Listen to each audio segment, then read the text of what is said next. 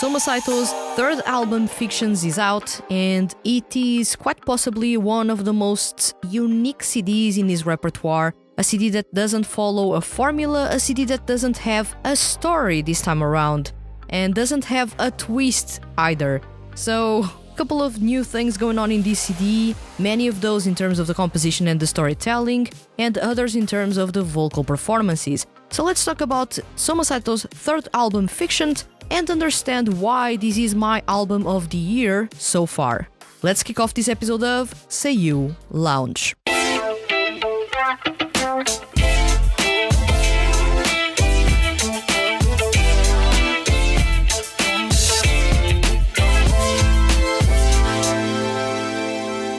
Welcome to SEIYUU Lounge, I am your host Vanessa, and today we are going to talk about Soma Saito's third album, Fictions. So it's been a while since Soma Saito had last released a full-length album. Let's remind ourselves, it was in 2020 with In Bloom, and it had been 2 years since the release of My Beautiful Valentine and Yin Yang. Both were released in 2022.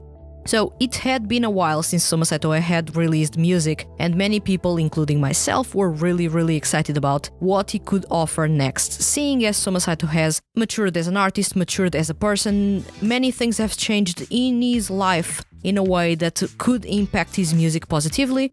And there are a couple of things in here that may throw off a couple of people that were expecting another story to unveil.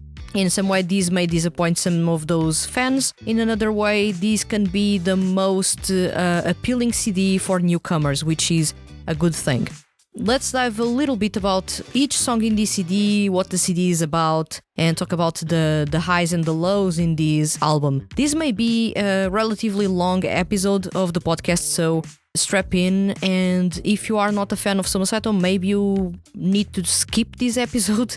But if you are a fan of Soma Saito, I would love to know from you in the comments which is your favorite song in Fictions, and was there any moment in this CD that made you think, wow, this is unbelievable? Because for me, there were a couple of moments like that, and I would love to know which were yours. So let's dive into the CD itself. So, an interesting thing about the concept itself of Fictions. When I was unboxing the CD, the first thing that came to my mind is that, well, this feels really nostalgic in terms of vibe. Firstly, the focus on grays and the browns, which give away a sense of nostalgia and of things being old, memories, and nostalgia in some way. So that was the feeling that I got when I grabbed the limited edition of his album. And I was unboxing it, and what I felt was, yeah, this is going to be about longing in some way, and actually it is. The CD itself, actually the packaging, and this is something that I usually tell people, is that even the packaging for Soma Saito's music is still relevant for the concept. It's still related to the concept. He puts that much effort into even the packaging making sense to unveil a concept or to understand a story. In this case, the concept was really easy to understand from the packaging of the limited edition, given that everything was black and white, there was a lot of sepia going on in there, and then of course the whole packaging itself. So from that point on, I knew that maybe this is going to be about nostalgia, longing in some way. And I was not wrong, really. When you listen to the CD, and this is something that there was a commenter on YouTube, let me check the name because I want to credit them for actually coming up with the theory, and that theory makes a whole lot of sense. So, thanks to commenter Helen Fonseca for sharing a little bit about what could be the concept for this CD, or actually the thing that Saito may have been inspired by. And in this case, Helen Fonseca mentioned that maybe the CD was inspired by the book Fictions by J.L. Borges, who is basically an author. And that book, for those of you that haven't read it, it's a compilation of short stories about a specific theme. And if you pay close attention to Fictions, the album, is a collection of short stories in music format. So each song is a story. This time around you don't have an overarching story that features chapters. So in this case, each song is not a chapter, each song is a story. So for the very first time, since Saito started creating his own music and crafting his own lyrics, this is the first time that he has created a CD in which the songs can be listened to without context. You can pick one of those songs in the CD, listen to it, and you do not need any context whatsoever. You don't need to listen to the rest of the CD to understand the song. Each song is an individual story about a specific concept that is common to the album. The album is about nostalgia, longing, and homesickness, and all 12 songs, including, of course, the hidden track, all 12 songs are about those 3 topics. They are not intertwined. Each story is individual, unique, and nothing touches with other songs within the CD. So you can really listen to each song standalone because you don't need the others to make sense of anything. Whereas in, for example, Yin Yang or My Beautiful Valentine or In Bloom, you needed to listen to the rest of the album for the songs to make sense or for the songs to impact you. In this case, each song has its own impact, but you don't have an overarching story. So if you came to this CD waiting for a story to unveil, like I was, you will be slightly disappointed, but as soon as you notice that each song is a micro story for you to unveil and to relate to, it makes a whole lot of sense, and it's actually endearing and quite interesting at the same time.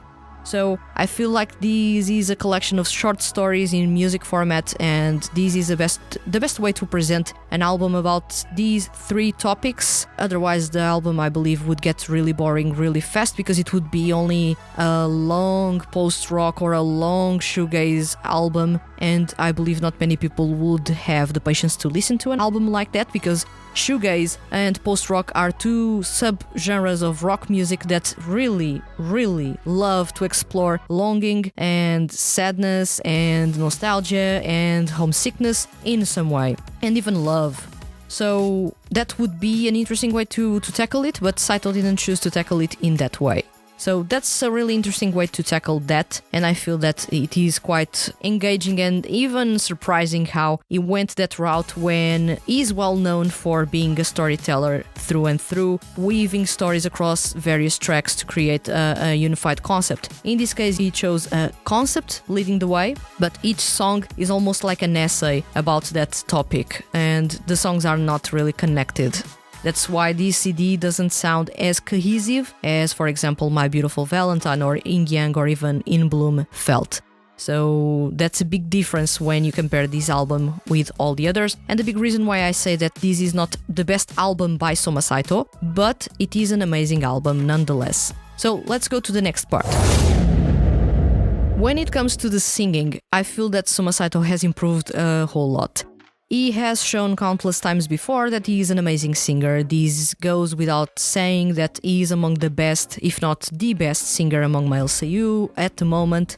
And what he delivered with this album is yet another showcase of how comfortable he is as a tenor, performing in falsetto all the time. He says he's a master in falsetto, that's the technique he's most comfortable with, and you can tell. You can tell that in this album. It is performances like the one he gives in Ame no Niwa that really stole my breath away. This is the type of performance that I was not expecting. That's the type of performance that I actually wanted, but I didn't know that I wanted it until I listened to it. It's really, really good. But there are countless examples of how Soma Saito has improved as a singer within this album. He is doing little things, different things on the vocal end. There are some songs in which he tries to be a bit more raspy in the way that he performs. He doesn't have a really growly, low voice. He doesn't have that. But at times he does that, and it is really, really interesting to find him doing that. It adds a really interesting edge because people are expecting him to perform in those crystal clear, sweet mid-tones that he has, and those beautiful high notes that he also delivers when he goes to the falsetto part. But he also adds that raspiness from time to time in some of the songs in this CD. He also screams in this CD, which is a first, and he is delivering performances in high tempos, low tempos. He is doing a little bit of everything. He's performing in pop style, in rock style, even in hip-hop style, and he is doing a little bit of everything when it comes to the performances. This is one of the most eclectic CDs so far, and in terms especially of the vocal performances, he's doing a little bit of everything. He's not sticking around just to perform rock or just to perform a specific music genre. He's doing a little bit of everything, and he's really showcasing how much he has grown as a performer, a singer, a lyricist, and a songwriter.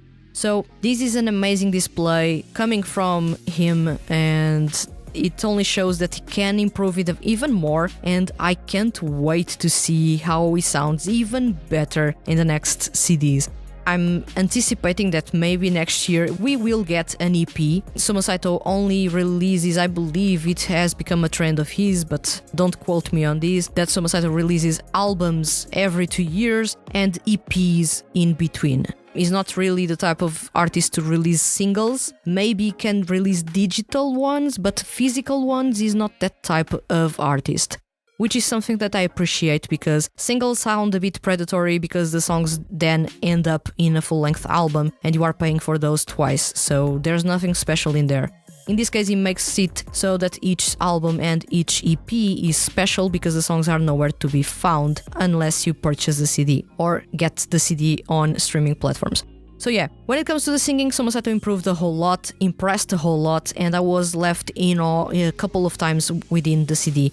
Noctiluca and Ame no Niwa were the two songs that actually left me with my jaw dropped in awe. Ventura actually impressed me because I was not expecting that scream. It came out of nowhere. The song was too quiet at that point. I was not expecting a scream, perhaps a solo in the guitar, but not a scream. So there are plenty of interesting moments going on in there. I do love the performance in Hammer Girl and on Millimeter or which are the two M's in the title. And I also like the performance in Sway. Let's go to the next section. When it comes to the album review, let's go song by song for me to explain a little bit of what is going on in each song and why I like it or why I don't like it. Once again, this is a review, a quick one, because if you want to read the full review, I welcome you to check the link in the description. It is a really long review. I took 6 hours to review this album, so mind you, it is a really long review. I took a lot of time writing it, so please go check it. But I'm going to give you an overview of the album. I don't want to spoil it too much to you, but I want you to give a general sense of what you will find in this album. At least if you are on the fence to check it, to make you want to check it.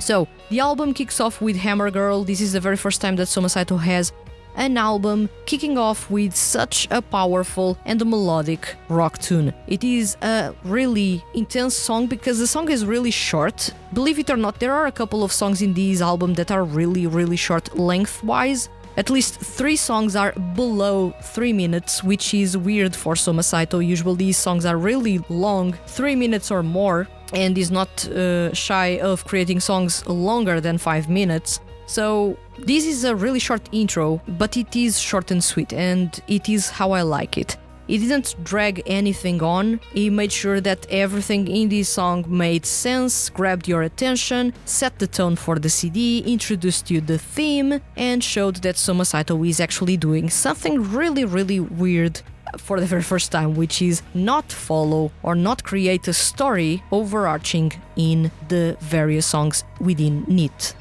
So he's doing something really weird, but at the same time really pleasing. But he is also stating that in the first song, believe it or not, the first song is a story in itself, and you understand when you go to Sway that Hammer Girl is a story, Sway is another story. And Sway arrives with quite possibly the most nostalgic sound that I could have asked for, because I'm a massive fan of The Cure. They are one of the greatest rock bands in the world. They are from the UK. Their album Disintegration from it was released in the 1980s. It's one of the best albums ever to be made, and it is the best shoegaze rock album ever.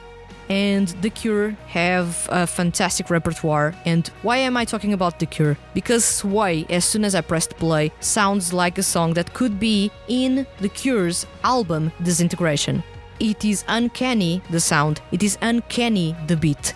It is something that really goes to show that shoegaze rock is such an amazing genre that even when it was created in the 80s and now created in the 2020s, you notice that the sound still sounds modern, There's nothing dated about that sound, and that's because of the pedal effects that the shoegaze rock usually has. So the guitars always sound dreamy, distant, dissonant at times, destructive at others, but the sound doesn't sound dated because the quality of the sound in shoegaze music doesn't make it so that it sounds dated at all.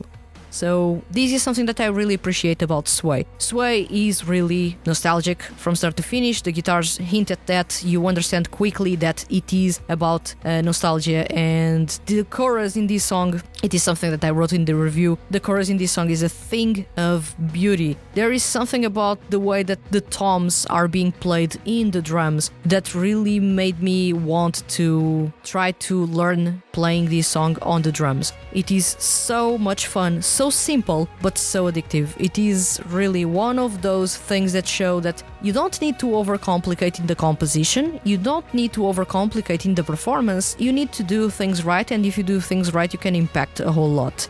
And if you have a really interesting story behind it, you also can grab the attention of others.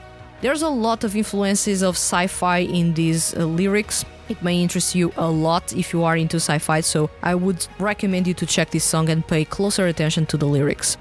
Then we have Iraeth. Iraeth is a song, and I talked extensively on the YouTube channel about how this song has a Welsh word that has no translation to English, but in a sense it is about a deep nostalgia for someone that is no longer here, a loved one preferably, and it is uncanny how it is close in tone or concept to the Portuguese word saudade. And this is a feeling that I believe those who don't have this word in their countries, in their culture, will not understand the concept and the feeling of Iraeth or saudade, or another word that there is in Turkish as well as from our brothers and sisters in Galicia in Spain. But you will never understand the concept fully if you don't experience the feeling yourself. It's really weird to explain these, but think about someone you really, really love a lot. You haven't seen them for 20 years. This is the very first time that you are going to see them. And there is that tension, that melancholy, that passion, that nostalgia, that love, that longing that is there, that you really, really want to see that person, and you have been doing the best to hold those feelings dear to you, because when you see them again, you are going to say that you miss them a whole lot, but that missing in there is not just a I miss you, which doesn't have that much meaning. It is one of I longed for you. It is much more intimate, much more passionate, and much more powerful. That's how I would translate it, and still this doesn't fully capture how Iraeth or even saudade would actually feel to you. But it is akin to that. You will say to someone that you haven't seen for a long time and that you actually love a whole lot, you will not say that you miss them, you will say that you longed for them. And it's really, really different. Iraeth was chosen as the leading music video, although we have the music video for Sway. This is the music video that is being used to promote the CD, and it makes a whole lot of sense. This is the song that best fleshes out the concept of nostalgia, longing, and homesickness, and I believe that there's no other way to explain this concept if not using this song. If you show this song to someone, people will understand either from the composition or from the lyrics that this song is about those three concepts. One thing that I found interesting in this song is that, of course, since Soma Saito has been creating music and writing his own lyrics for quite a while, there are some concepts or some instruments or some melodies that he is blending from other songs in his repertoire. I find a lot of influences from Walt's song from My Blue Vacation, as well as Memento, also from the same album, and Carpool from In Bloom as well in this song. You can actually make parallels with Carpool, seeing as both songs are about the same concept. But I feel that Iraeth fleshes out that concept really, really well, although the way that Carpool was presented is more powerful in my opinion. So yeah. After Iraeth, you are presented with Noctiluca, and this song, oh my god, this song, I was not expecting when I pressed play in this album that I would come across ballads. Soma Saito had never performed ballads as a solo artist. Never. He had never tried that. He said that he didn't have a particular fascination for that, so his music was not really going that route up until recently. So, Noctiluca has a beautiful, beautiful concept. If you actually go search for the name Noctiluca, you will come across a jellyfish type of creature. It is really, really beautiful. It's almost like it reflects stars in its body. And it is so beautiful, but it has a problem. It is in the depths of the sea, so no one sees them. They are really, really beautiful, but that beauty is hidden for no one to see, and you are drifting away, alone, with no one around you, no one caring for you. So this song is actually tragically beautiful, and I feel that that beauty of the stars reflecting in that body can be felt with the piano playing in the background, or the piano leading the way, let's say. And the way that Soma Saito is performing this song is unbelievably good. His voice fits this type of performance. He has a really delicate tone. He has a massive control over his falsetto. His high notes are amazing, and he can do really amazing things when it comes to the emotional charge that he can add to his words, to his performance, to the accents or the things that he wants to accent in a song. This is a song that caught me really by surprise. I was not expecting at all that Soma Saito would actually go that route and perform a ballad, because he had never performed a ballad before as a solo artist. But it is amazing. Little did I know that there is another ballad in this album, and is actually even better. But yeah. After that, we have Kyohansha, and I'm going to be straightforward with you. When Kyohansha started playing after Noctiluca, I burst out laughing. Sorry, the song for me didn't make any sense whatsoever within this CD. After the intro, I actually liked the song, but the intro really threw me off. I felt for a couple of seconds that I had shuffled to another CD within my player, but thankfully I hadn't. But at the same time, I felt, why did Soma Saito create a song with such a quirky intro? It sounds so out of place within this CD. And mind you, when I was reviewing this CD, I still didn't know that each song was its own story. I was expecting the songs to connect together, and up until now, until Noctiluca, things were sounding like they were connecting. But Kyohansha really threw me off, and I started to think, maybe this doesn't have a story, maybe it's just a concept, maybe? Because Kyohansha doesn't make any sense if you are trying to find a story in here, which the CD, by now we already know, the CD doesn't have a story, it has a concept. So Kyohansha started playing, and I cracked up laughing for a couple of seconds because I didn't know what to expect from a song with such an intro, and that intro sounded completely out of place for me with all that EDM going on. For a minute I felt that Saito had given back the rights to create music to a composer other than himself, because it almost sounded like something that Sakura Music wanted him to do if Saito hadn't started creating his own music. So yeah, I was not the biggest fan of Kyohansha, and honestly, when I listen to the CD, Kyohansha is okay. I don't like the intro at all, but after the intro, the song is really good. So I kind of can deal with this song. So beyond that 10 to 15 second intro, the song is actually good. Not the best, but it is quite enjoyable to listen to. This is not a Fish Story for me, because Fish Story is a song that I really don't like at all.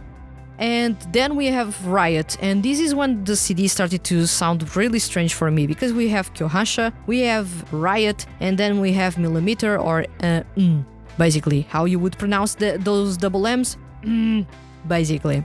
I'm kidding, but it may be the title Millimeter. I haven't checked or confirmed that. Yeah. So yeah, after Kyohansha caught me by surprise, and I giggled quite a lot because of that intro, we came across Riot, and I was thinking, well, Now we have an old school punk rock style of song with a classic rock vibe going on in there, so it is quite okay. I'm not the biggest fan of punk rock music, I will say that. I like my rock music heavy, but I don't like my rock music chaotic, and punk rock is chaotic, and I'm really not a big fan of punk rock music. But still, it's quite the enjoyable song. In some way, it gives me the vibe of Summerholic. Summerholic is another song that I'm not that big of a fan, although on a live setting I don't mind it. On a CD, I always skip it, which already tells a lot about how I enjoy that song or not. But yeah, Riot fits in that style. It's not a song that I want to revisit soon, and that's because I'm not that big of a fan of punk rock music. But it is still enjoyable in some way. I find it more bearable than Summerholic is. So it's a positive in there. Then we have Millimeter, or basically, that's a double M, my friends. So this song has quite the interesting mixture of themes and concepts and inspirations. In one way, Millimeter, I'm going to call this song Millimeter, so if I'm wrong, you will understand that I'm talking about track 7 in this CD. This song has a sexy vibe going on in there. It's undeniable, so as soon as you press this song play, you will understand that this song is really sexy. And it's not because necessarily of the instrumental, although the longing electric guitar riffs give away that. It's mostly because of the way Soma Saito is performing this song. I'm sorry, but if he was singing like that in front of me, there would be problems in some capacity. But yeah, his vocals in this song are amazing. He's performing in a really interesting, suggestive and alluring way. It's not even slightly, it is full-on suggestive and full-on alluring. And one thing that I wrote in the review is that when I consider Vampire Weekend to be the best song, when it comes to that concept of being sexy and everything, I still think that Millimeter is a bit better than Vampire Weekend, although not as addictive, and it is clearly better than Tonight or Zakuro. Although Zakuro is one of the most stylish and elegant, sexy songs that Soma Saito has. But yeah, this song, I believe, surpasses those by far when it comes to the vocals alone. Not necessarily the instrumental, I feel that the instrumental could have been a bit more suggestive, but he tried to make it a bit loungy and give it an intimate feel in which you are there and you believe that there is no place to run away to, because it's really that cozy, it's really that intimate. And honestly, with a vibe like this and a voice like that, who wants to run away, really? But yeah, one thing that I find interesting in here, and Soma Saito has said this countless times, that he's a massive fan of Maroon 5. The bridge in this song is equal or really similar to Maroon 5's Sunday Morning. You will listen to that song after I say this. Really, you can put pause in this podcast episode and go listen to Sunday Morning, especially the chorus, how it is structured, and even the bridge in that song. And then return to Millimeter and listen to the bridge in Millimeter and tell me if it doesn't sound like Sunday Morning, because it is almost the same. Soma Saito has said many times that he is a massive fan of Maroon 5. He's even joked that he is the Saito 5 because he also has 5 members in his band, so this is a running joke that he has with his band members. So this is something that I was expecting to creep up in some of the songs, at least the Maroon 5 reference, and we have here with Sunday Morning making a sort of an influence in the bridge of Millimeter. This is a really, really awesome song, so I do welcome you to listen to it and pay close attention to all the little details. Things start to get really amazing starting from Ame no Niwa. I believe, actually, Millimeter was the start, but Ame no Niwa takes the MVP award for me. This is the best song in this album. I was in doubt when I was recording a video a couple of days ago, but right now I don't have any doubts. Ame no Niwa is a song I want to listen to again and again and again and again and again, because it is so beautiful. It is unreal how beautiful this song is. Any words that I say about this song can't fully describe how beautiful the song is. This is a ballad. It starts with a really nostalgic piano melody echoing in that empty soundscape. We are talking about rain, we are talking about gardens, so we have the concept of flowers again, we have water again, so we have Soma Saito's two main concepts in the same place, so this is bound to be really powerful in some way, although not in an Isana type of level. Ame no Niwa gives me those Isana vibes, and this is unbelievable. So Ame no Niwa is a song that will make you cry, it will make goosebumps all over you. I'm not kidding when I say that this song is really, really beautiful. The piano being played in the background is delicate, it is fickle, it feels that if you touch it, it will break immediately. It is something so unique about this song. You really need to listen to it. I'm trying to do my best to describe this song, but really, I have no words. And I wrote lots of those in the review, but I have no words to fully describe how impactful this song is. This is maybe a song that will go under the radar for many people because people are looking for the fun pop songs, and Ame no Niwa is not a fun song and it's not a pop song, it is a ballad, it is quite sad and nostalgic, but I believe this is a song that deserves your full attention. It is the best one in this CD. And actually this is the song that has the best vocals by Soma Saito. I'm not even kidding, he's performing falsetto, high notes with a bit of vibrato in them. The way that he's performing is almost as if he is doubling his tone. It's not something easy to do, but he can do that with a mixture of vibrato and the falsetto that he was doing in there. You need to listen to this song to actually understand how those high crystal clean notes shine, and then how the vibrato feels like droplets of water falling on those, making it shine even more and render you to tears. It is unbelievable, the performance in Ame no Niwa. This is a song that I will start suggesting people to listen to. If they ask me why is Soma Saito one of the best singers among male SEIYU, I will send them this song, period, basically.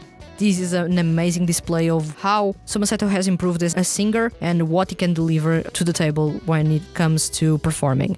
Then we have Puppet Mood. Oh, Puppet Mood. I'm not a fan of this song at all.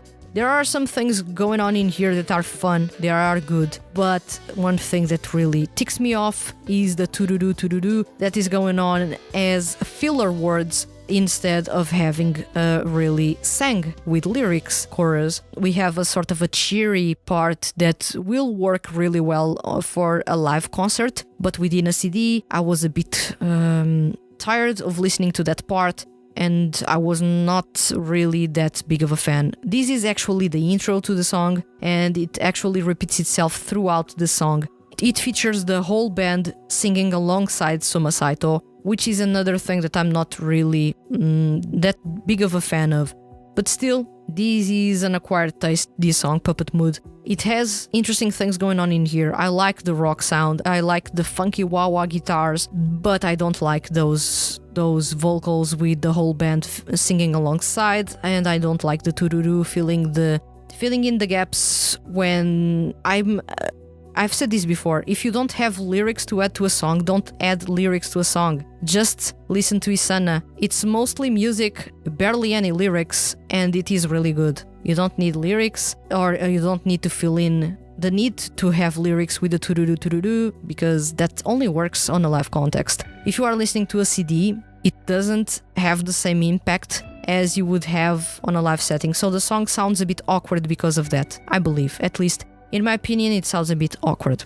Then we have a high, one of the highest highs in this CD. It's Fake Flowers. I'm going to be honest here, I was not expecting a pop song in the style of, for example, Yumo Uchida. And even Yumo Uchida doesn't create music like this, or doesn't have music like this. Fake Flowers is a retro style of pop tune with an late 80s, early 90s feel. It is, you can say that you have innocence, love, a bit of melancholy going on in this song, but the song is quite upbeat, quite happy-go-lucky in its vibe, but it is also quite intimate, which is something really interesting.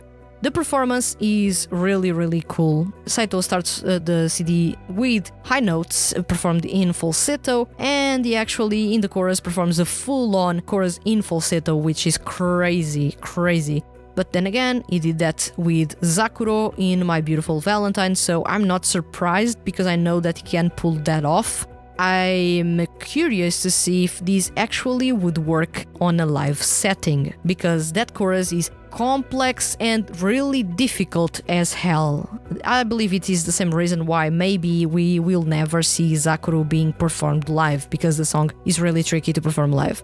And for those of you that are listening to the CD on a streaming platform and have not purchased the physical CD, you have the last track, Ventura. It may come from the Portuguese word aventura, which is adventure, because he's talking about adventure throughout the song. So I will assume that he may have suppressed the word to ventura instead of saying aventura, which is a Portuguese word to say adventure.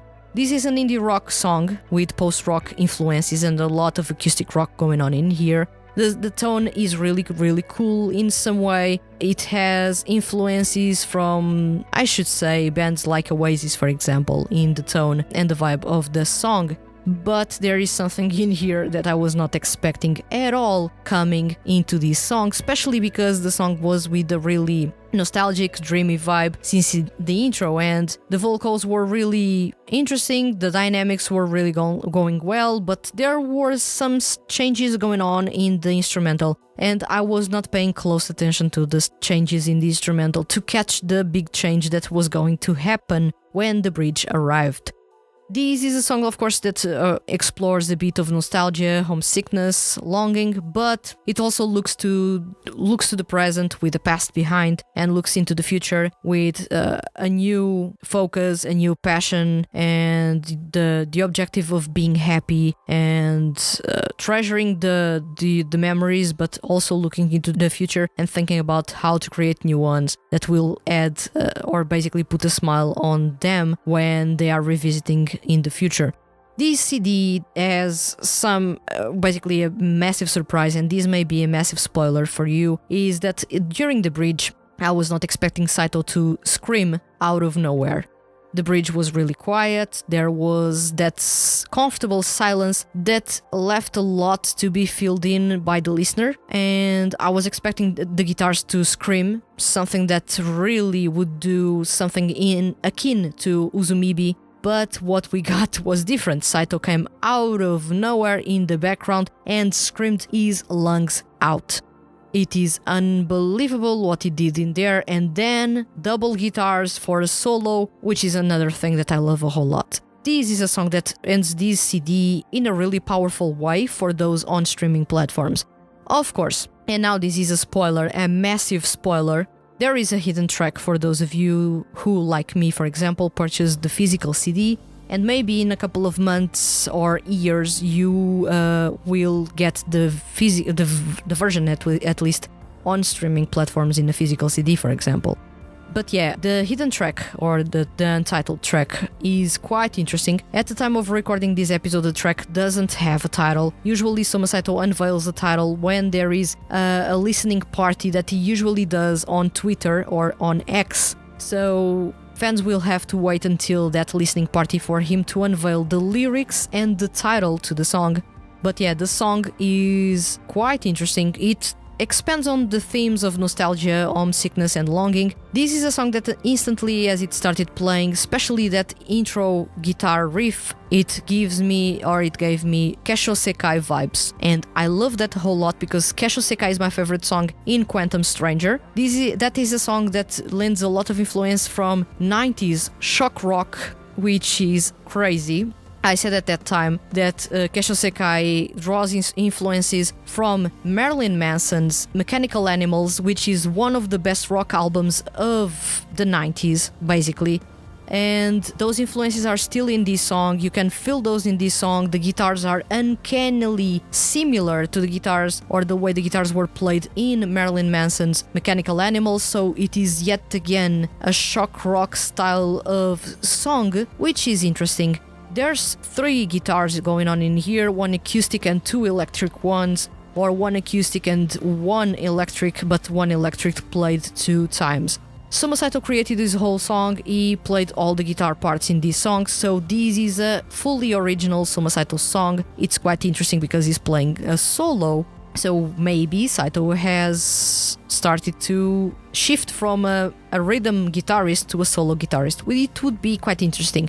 But yeah, he performs the whole song by himself. It's quite interesting. I enjoy it a whole lot. I'm not going to basically spoil you more of this song. I will have to leave it at that for you to be curious about it, or eventually to purchase the CD, because you need at least try to support Soma Saito if you can.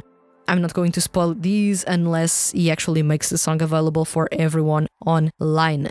And of course, these were my impressions about the CD itself. This is already a really long episode. I believe this is the longest episode that we have on the podcast that is not viewable. So this may have been a bit of a bore for some people that are waiting for some things to happen on screen, because this doesn't have a viewable part. But yeah, let's go to the next and last part of this episode.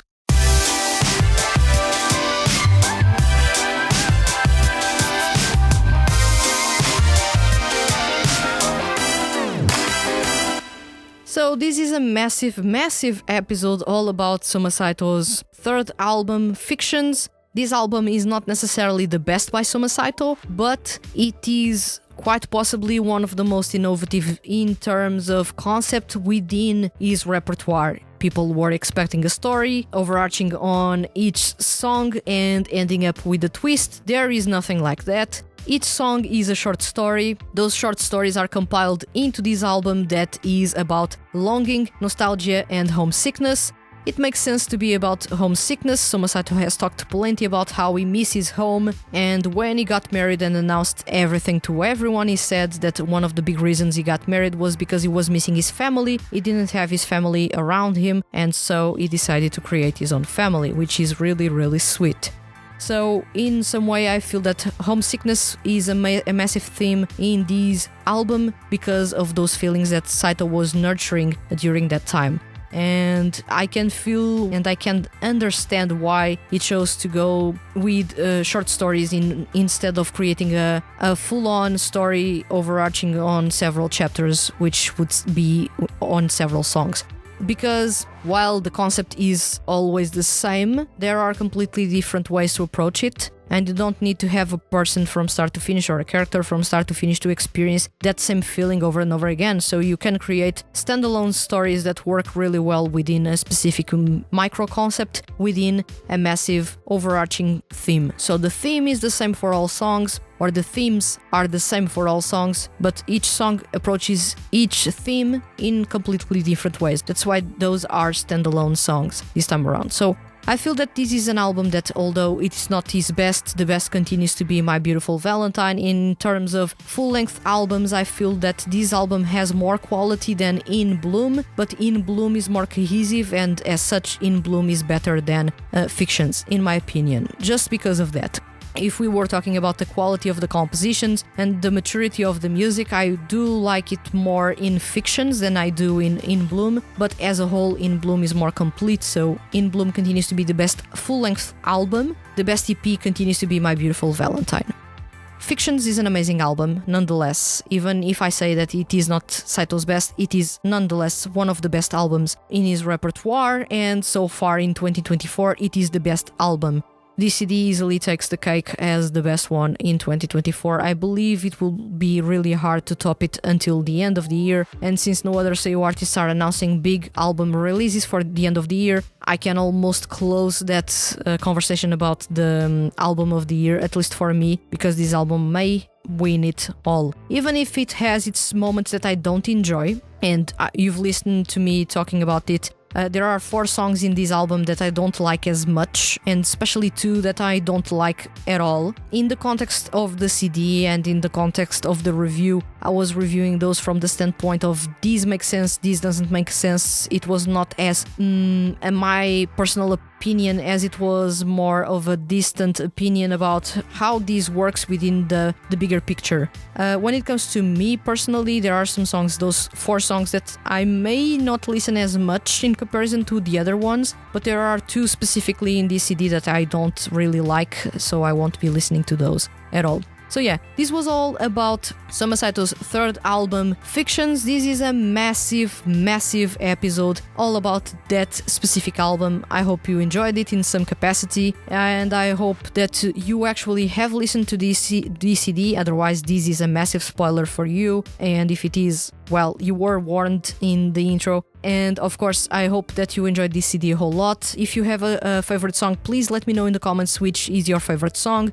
I feel that looking at this CD, this is the easiest CD for people to get into right now. I was telling everyone that Quantum Stranger was the easiest one to get into because it was really pop, but I feel that Fictions is more pop than Quantum Stranger. So this CD is even easier for newcomers to come across, listen for the very first time, and feel interested in listening to his music further. The problem is, this CD doesn't reflect how dark his music can be, and Soma Saito's music is really dark, so I hope that many people, especially newcomers, come across this CD, but take into attention that the rest of the CDs in Soma Saito's repertoire are not as happy. Even if this one is about nostalgia, it's quite brighter in comparison with Yin Yang, which was pitch black, or My Beautiful Valentine, which was really twisted and pitch black as well, or even In Bloom, which was really nostalgic and pitch black as well. So there's a massive difference in there. So yeah, I would love to know all of that in the comments, so don't be shy, leave those comments below on YouTube. And of course, remember, leave your comments as complex or as simple as they may be, and you can be featured on upcoming episodes of SEIYUU Lounge. If you enjoyed this episode and don't want to miss the Handed Feeds HQ's weekly male SEIYUU and music-related content, hit the subscribe button. And if you are listening to this podcast on a podcast listening platform, please consider following the podcast and leaving a review. Leaving a review is really simple and helps other people find this podcast and fall in love with male SEIYUU artists and 2D groups. I'll return next week with another episode of SEIYUU Lounge. These episodes are all about the things in the industry, so I'm going to continue to explore things about the SEIYUU industry, related especially to anime voice acting and some of the weirdest things that are going on and changes that have happened in the last couple of years for SEIYUU. So please look forward to those episodes. Those are really interesting, and I'm quite excited to show them to you. So thank you very much for watching this episode or listening to this episode, and I'll see you guys around.